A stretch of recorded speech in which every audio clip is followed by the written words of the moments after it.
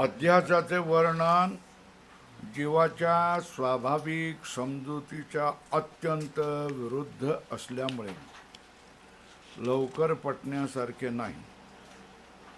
म्हणून आळस न करता अध्यास म्हणजे भ्रम हे चांगले लक्षात ठेवून पुढील विषयाचे वारंवार चिंतन केल्या समजून येईल. जीव जशा तऱ्हेने समजतो आहे त्याप्रमाणे अध्यास नाही. अध्यासाचे वर्णन आहे जीवाच्या स्वाभाविक समजुतीच्या अत्यंत विरुद्ध आहे. ज्याला आपण अध्यास म्हणतोय हे जीव ज्या तऱ्हेने समजतो त्याच्यापेक्षा अत्यंत विरुद्ध आहे. ते लवकर पटण्यासारखे नाही. म्हणून काय करा, म्हणून आळस न करता काय निर्णय काय करायचा म्हणजे भ्रम. अध्यास म्हणजे भ्रम म्हणजे अध्यास. एवढं लक्षात ठेवायचं. अध्यास म्हणजे भ्रम हे चांगले लक्षात ठेवून पुढील विषयाचे वारंवार चिंतन केल्यास समजून येईल. अध्यास ही कळण्यासारखी गोष्ट नाही आहे. म्हणजे आपणाला जे दिसतंय हे खरंच आहे, हे खरंच आहे, हे खरंच आहे. जीवाला वाटतं ना हे सगळं खरंच आहे, दिसतंय ते सगळं खरंच आहे. त्याच्यामुळे त्याची जी स्वाभाविक समजूत आहे त्याप्रमाणे त्याला अध्यास पटण्यासारखा नाही. तेव्हा आपण एक निर्णय करूया की अध्यास म्हणजे भ्रम. काय विचार करायचा? भ्रम. असा विचार भ्रम हे लक्षात ठेवून पुढील विषयाचे पुन्हा पुन्हा चिंतन करा म्हणजे अध्यास समजून येईल.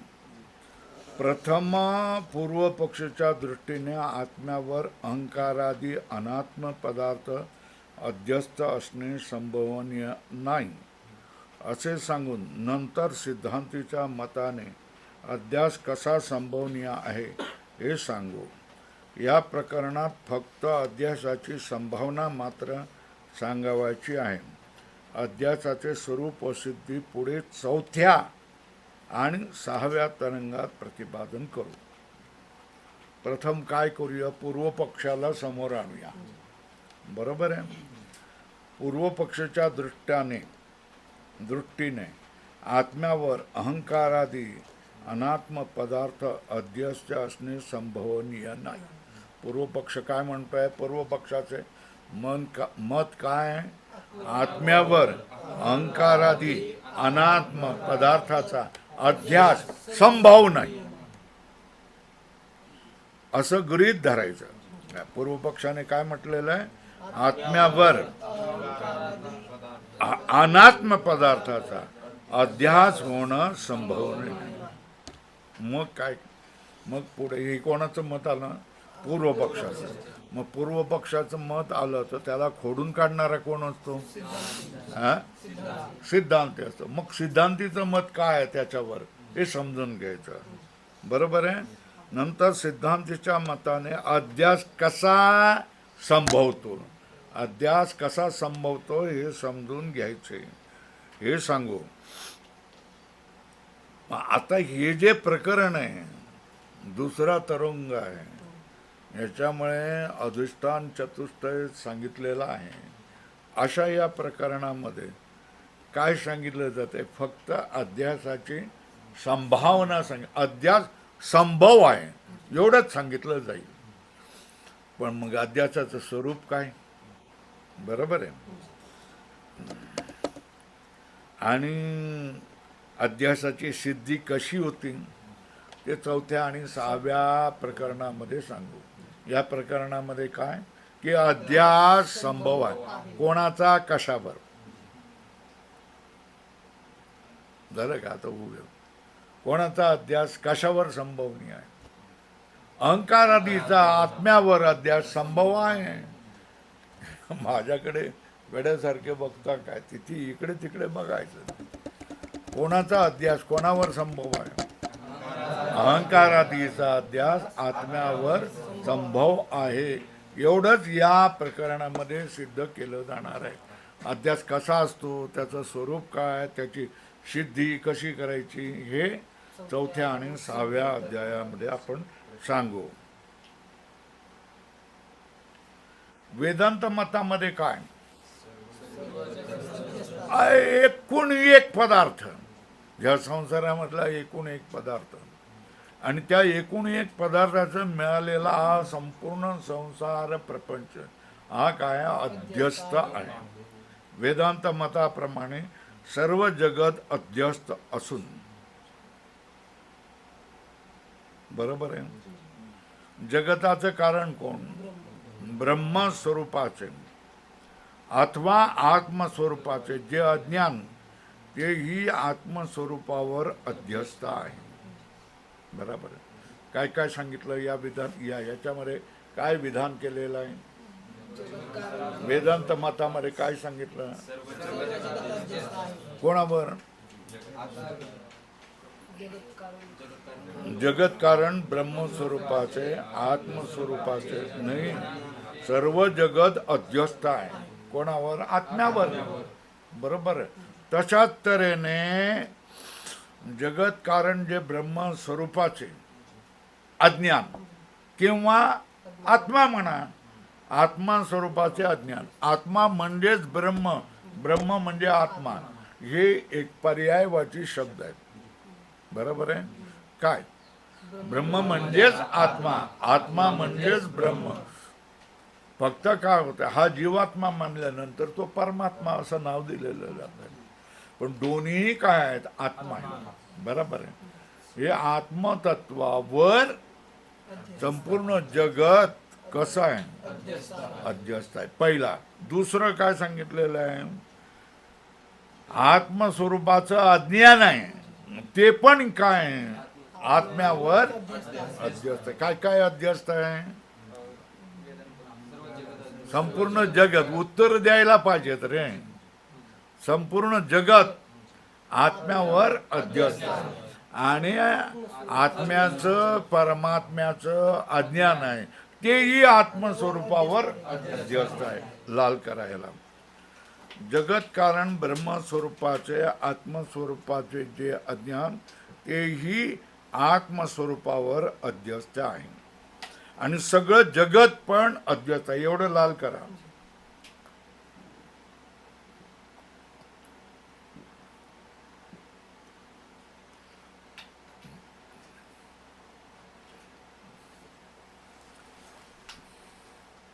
त्यात अज्ञानास, त्या अज्ञानास कारण अध्यास आणि अहंकारादी सर्व जगतास कार्याध्यास म्हणतात.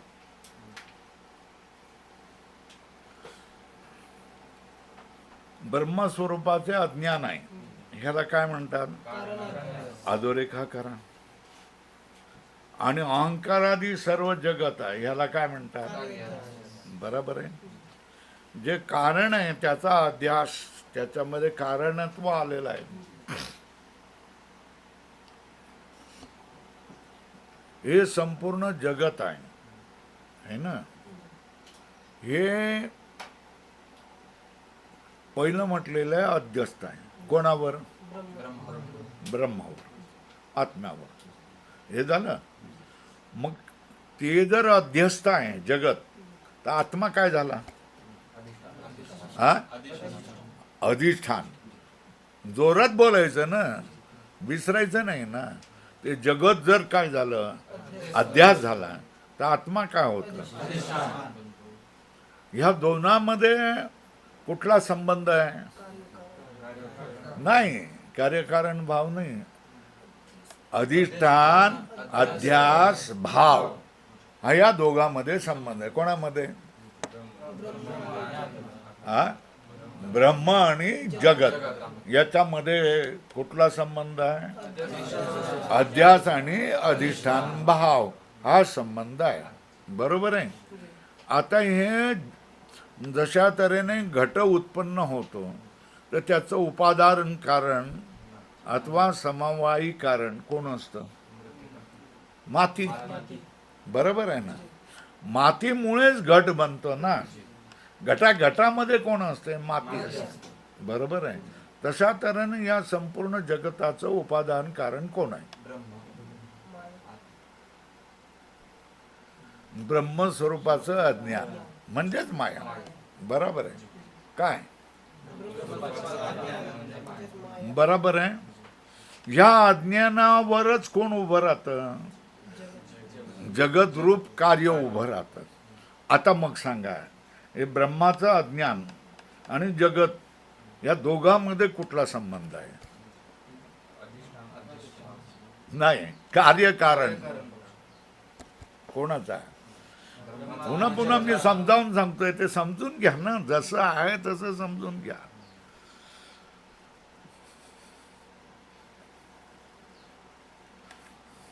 आता हे जगत आहे, बरोबर आहे ना? ह्या जगताला अध्यास मानला की मग त्याचं कोण होणार?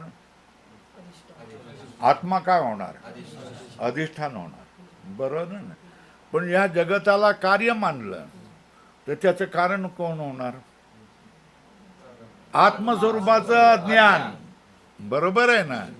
तर या दोघांमध्ये काय भाव आहे? कार्यकारण भाव. आणि या दोघांमध्ये काय भाव आहे? अध्यास आणि अधिष्ठान भाव. चित्र काढा ना. काय कसं चित्र काढणार? वर चित्र काढा, वरच्या बाजूला काढा. हे काय? जगत आहे. मान काढा या बाजूला तिरपा आणि लिहा ब्रह्म. जेव्हा जगताला अध्यास मानला, बरोबर आहे ना, तेव्हा आत्मा काय झालं? अधिष्ठान झालं. दोघांमध्ये कुठला संबंध आला? हा, अधिष्ठान भावाला. आता जगताला कार्य मानलं तर त्याचं कारण काय झालं? आत्मस्वरूपाचं अज्ञान. हे कारण झालं. ह्या दोघांमध्ये काय संबंध आला? बरोबर आहे. मग आता एका ब्रह्मावर अध्यासरूपता येते. कोणाची? अधिष्ठान आत्मस्वरूपावर. कार्य काय बनतात? जगत काय बनतं? अध्यास बनतं. आणि त्याच जगताला कार्य मानलं तर ते कोणाचं कार्य बनतं? आत्मस्वरूपाच्या अज्ञानाचं. आत्मस्वरूपाच्या अज्ञानाला कारण मानून कोणतं कार्य उभं राहतं? जगत प्रपंच मान. पण तोच जगत प्रपंच आत्म्यावर उभा राहतो. तो कसा राहतो? अध्यास भ्रम म्हणून उभा राहतो. बरोबर आहे. आणि वास्तवामध्ये काय? अज्ञानाचं कार्य कोण आहे? जगत प्रपंच. बरोबर आहे. परत लिहा.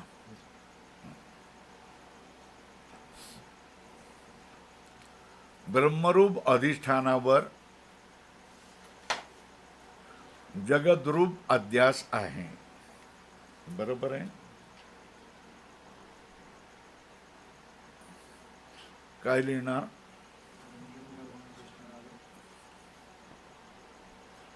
काय लिहिणार? अध्यास आहे. एक झालं. आणि आत्म अज्ञान कारणावर जगदरूप कार्य आहे.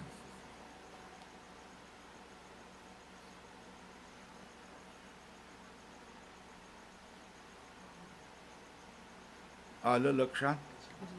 काय? बरोबर आहे. एकाच जगदरूपवर कार्यत्व धर्म आला तर कारण कोण? हा, स्वरूपाचं अज्ञान. त्याच जगतावर अध्यास रूप धर्म आला तर त्याचं अधिष्ठान कोण? झालं ना? किती समजावून सांगायचं? झालं.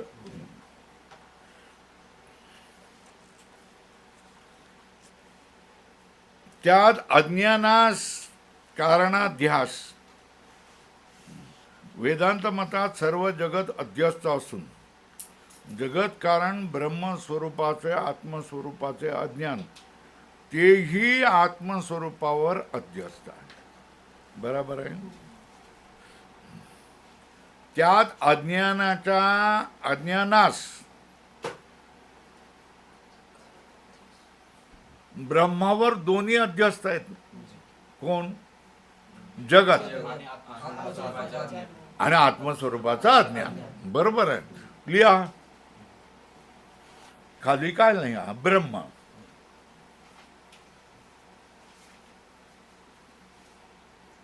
बाण करून वर लिहा प्रपंच अध्यास. ब्रह्म काय? अधिष्ठान. दुसरं बदलं बाण करून लिहा आत्मस्वरूपाचे अज्ञान. तोही अध्यास आहे. तोही कोणावर आहे? ब्रह्म. त्याचंही अधिष्ठान कोण आहे? हे लक्षात येते का? एवढ्या गोष्टी ह्या तुमच्या लक्षात येत आहेत का नाही येत? काय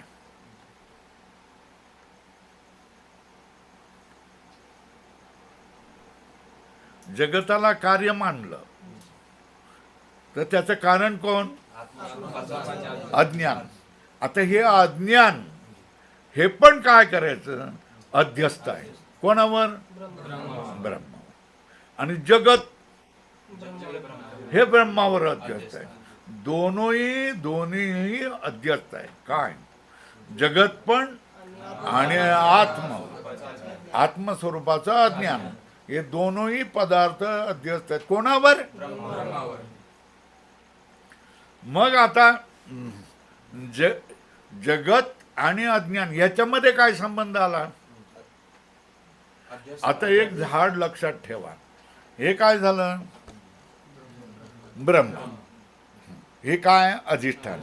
त्याच्यावर अध्यस्त कोण आहे? जगत. आणि त्याच्यावर कोण आहे? आत्मस्वरूपाचं अज्ञान. हे पण अध्यास आहे. आता या दोघांमध्ये काय भाव आहे? कार्यकारण भाव. हे समजलं ना? या दोघांमध्ये असं लिहा कार्यकारण भाव. कसं लिहिशाल?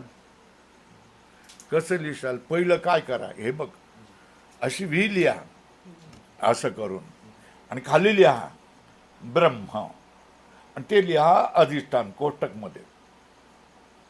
लिहिलं? समजतंय की नाही माझी भाषा? या कोण्यावर काय लिहिशाल? इकडच्या कोण्यावर काय लिहिशाल? नाही, जगत वर लिहा अध्यास.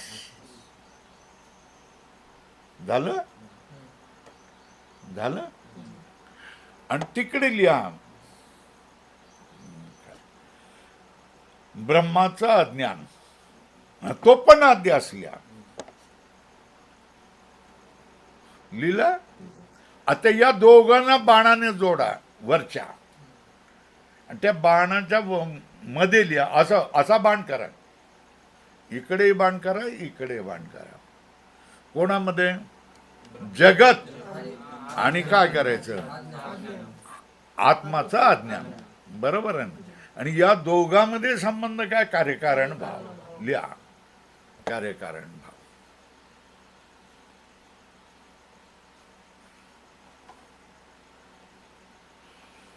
वर जे दोन्ही अध्यस्त पदार्थ आहेत, कोण?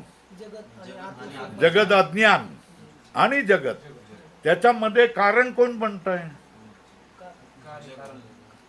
कार्यकारण भाव झाला, पण कारण कोण त्याच्यातलं? कमाल आहे. अरे आत्माचं अज्ञान हे कारण झालं, आणि त्याचं कार्य कोण? जगत आहे ना. मग आत्म्यावर जगताचा अध्यास झालाय. त्याला काय म्हणायचं? कार्य अध्यास. काय म्हणायचं? बरोबर आहे. आणि आत्म्यावर आत्म्याचं अज्ञानाचा पण अध्यास झालेला आहे. त्याला काय म्हणायचं? कारण अध्यास. हे लक्षात आलं का नाही आलं? हा व्ही आहे. याच्या खाली कोण लिहिलेलं आहे? ब्रह्म. ब्रह्म कोण आहे? अधिष्ठान. याच्यावर दोन प्रकारचे अध्यास झाले. एक जगताचा अध्यास झालाय, तो अध्यास. दुसरं काय? आत्माचं अज्ञान झालेलं, तोही अध्यास झालाय. या दोघांमध्ये कार्यकारण भाव रूप संबंध आहे. जगत हे कार्य आहे आणि हे काय आहे, कारण आहे. बरोबर आहे. आता हे दोन्हीही अध्यस्त आहेत. कोणावर? ब्रह्मावर. तर याला काय म्हणायचं? कार्याचा अध्यास. आणि दुसऱ्याला काय म्हणायचं? तेच आहे. काय अज्ञानास कारणाध्यास आणि अहंकारादी सर्व जगतास कार्याध्यास म्हणतात. लाल केलं, करून ठेवा.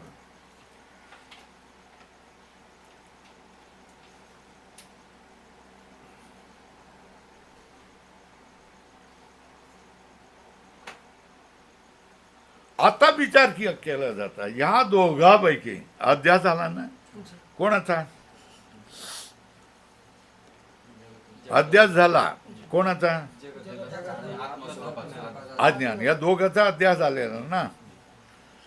आता आपण जो विचार करतोय त्या माणसाच्या दुःखाविषयी विचार करतो है ना. आता जसा तऱ्हेने तुम्ही डॉक्टरकडे गेल्यानंतर तुम्हाला तो तपासतो, स्टेथोस्कोप लावतो, हाताला नाडी येतो वगैरे येतो, याच्यातून तो काय करत असतो? अरे तुमच्या रोगाचं निदान करत असतो. काय करत असतो? बरोबर आहे ना. रोगाचं निदान करत असतो की या रोगाचं कारण कोण आहे. बरोबर आहे ना. तर आता माणसाला काय होतंय? दुःख होत आहे. तर या दुःख हा रोग आहे. तर मग त्याचं कारण कोण? हे काय झालं? साक्षात कारण झालं. बरोबर आहे. कोण? आत्मा स्वरूपाचं अज्ञान. हे काय झालं? साक्षात कारण झालं. आणि दुरून कारण कोण झालं? बघा, कारणाध्यास दोन झाले ना. कारणाचा अध्यास आणि कार्याचा अध्यास. बरोबर आहे ना. कारणाचा अध्यास हा साक्षात दुःखास हेतू नसून, बरोबर आहे. कोणाचा? कारणाचा अध्यास हा साक्षात दुःखास हेतू नसून कार्याध्यासच साक्षात दुःखाचा हेतू आहे ना. आता बघा, हे ब्रह्म आहे. ब्रह्मावर काय आलं? ब्रह्माचा अज्ञान आलंय. हे ब्रह्माच्या अज्ञानामुळे कोण झालं? अहंकारादी कार्य झालं. बरोबर आहे. आणि त्याच्यावर कोण आलं? दुःख आलं ना. शृंखला लिहिता काय? दुःख खाली बाण करून लिहा. या उभ्या ह्याच्या पट्टीमध्ये लिहा, उभ्यामध्ये लिहा. पहिलं दुःख. दुःखाला कारण काय? अहंकारादी. अहंकारादीना कारण कोण? ब्रह्मस्वरूपाचं अज्ञान.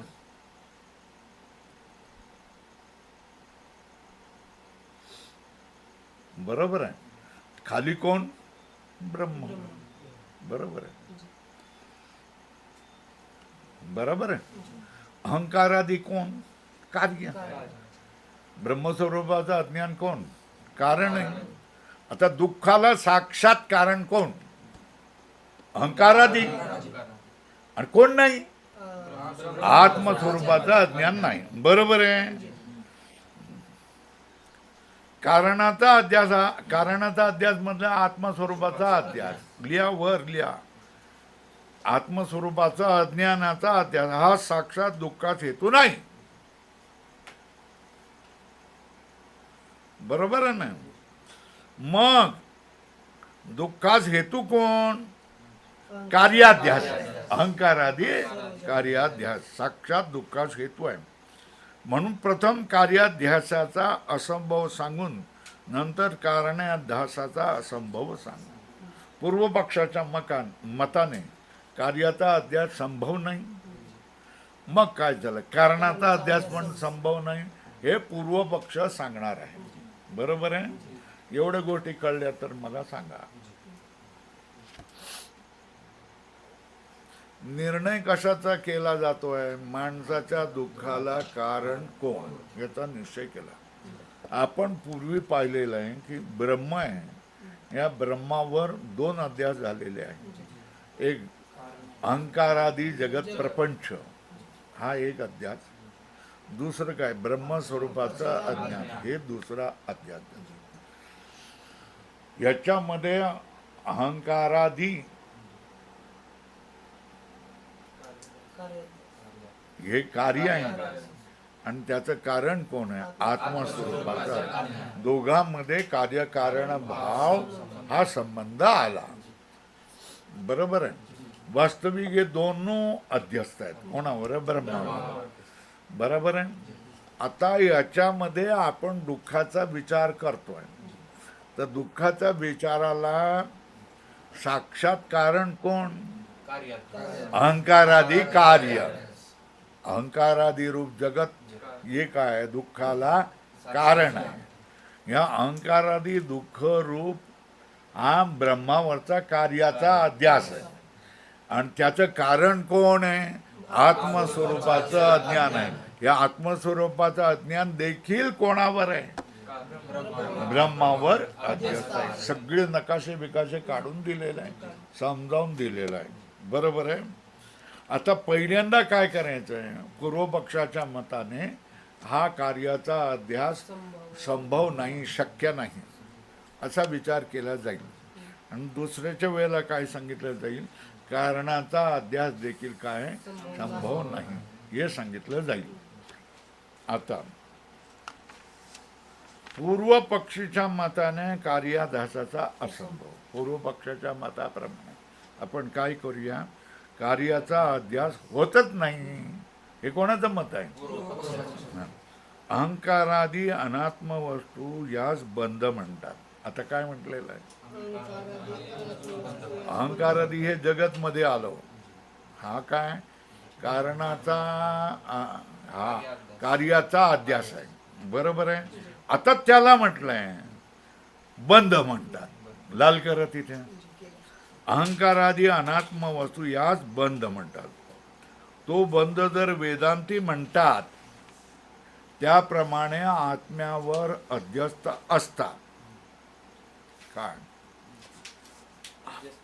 अहंकार, काम, क्रोध या सगळ्या वस्तू जगताचा एक भाग आहे आणि त्या जगताचा भाग ही काय? आत्म्यावर अध्यस्त आहे. तर पूर्वपक्षाचं म्हणणं हे आत्म्यावर अध्यस्त नाही. आता तर्क केलेला आहे तो आत्मावर अध्यस्त असता तर आत्मज्ञानाने त्याची निवृत्ती झाली असती. काय? ते जर आत्म्यावर अध्यस्त असतात तर आत्माचं ज्ञान झालं. अध्यस्त म्हणजे भ्रम ना, जे नाही आहे ते आहे असं म्हणणं. बरोबर आहे. तर आत्म्याचं ज्ञान झालं तर तो अध्यास निवृत्त झाला असता. आत्मज्ञानाने त्याची निवृत्ती झाली असती. पण बंध अध्यास रूप नाहीच ना. काय आमचं म्हणणं काय? बंध जर अध्यास होता, अध्यास असता तर ब्रह्मज्ञानाने त्याची निवृत्ती झाली असती. पण आम्ही ब्रह्म अध्यास रूप नाही, बंध अध्यास रूप नाही, म्हणून त्याची ज्ञानाने निवृत्ती संभवत नाही. अधोरेखा करा त्याला. पूर्वपक्षाचं म्हणणं काय? बंध अध्यास रूप नाही तर मग आत्मज्ञानाने त्याची निवृत्ती कशी काय होईल? नाही, संभवच नाही आहे. ज्या वस्तू बंध अध्यास रूप नाही म्हणून त्याची ज्ञानाने निवृत्ती संभवत नाही. ज्या वस्तूचे ज्ञान होते ते ज्ञान त्या वस्तूच्या ठिकाणी असणारा अध्यास आणि अध्यासाचे कारण जे ते असं लिहा. अध्यासाचे कारण जे त्या वस्तूचे अज्ञान या दोघांसही निवृत्त करते. बरोबर आहे. काय सांगितलं आहे? लिहून घ्या. ज्या वस्तूचे ज्ञान होते, अधोरेखा करा. ज्या वस्तूचे ज्ञान होते ते ज्ञान त्या वस्तूच्या ठिकाणी असणारा अध्यासालाही निवृत्त करते आणि त्या अध्यासाचे कारण जे त्या वस्तूचे अज्ञान या दोघांसही निवृत्त करते. बरोबर आहे.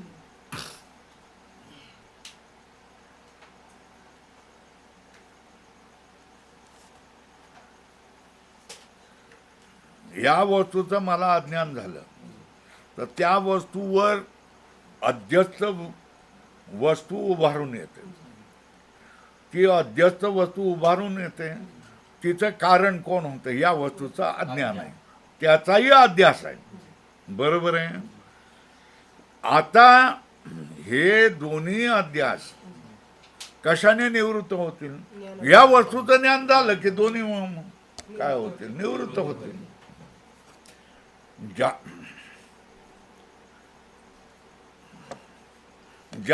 अधोरेखा करा, ज्या वस्तूचे ज्ञान होते ते ज्ञान त्या वस्तूच्या ठिकाणी असणारा अध्यास, बरोबर आहे.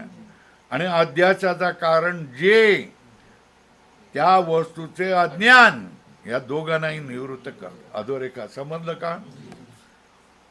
ह्या वस्तूवर दुसरी कोणी वस्तू अध्यस्त झाली, बरोबर आहे ना, तर त्या वस्तूचा अध्यास याच्यावर झाला, बरोबर. पण अध्यास झाला तर तो अधिष्ठानावर होतो. पण अध्यासाचं कारण कोण? या वस्तूचा अज्ञान आहे, तो पण अध्यस्त आहे.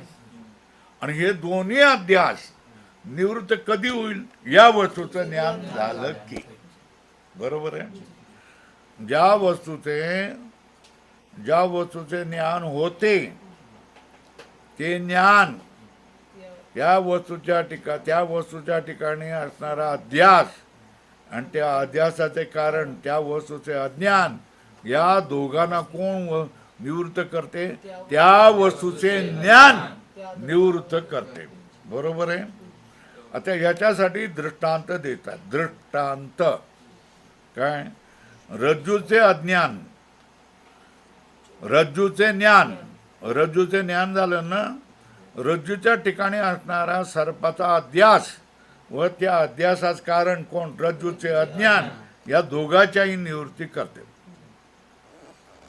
म्हणजे काय? भ्रांती ज्ञानांचा विषय आणि त्याचे ज्ञान याच अध्यास म्हणतात. काय?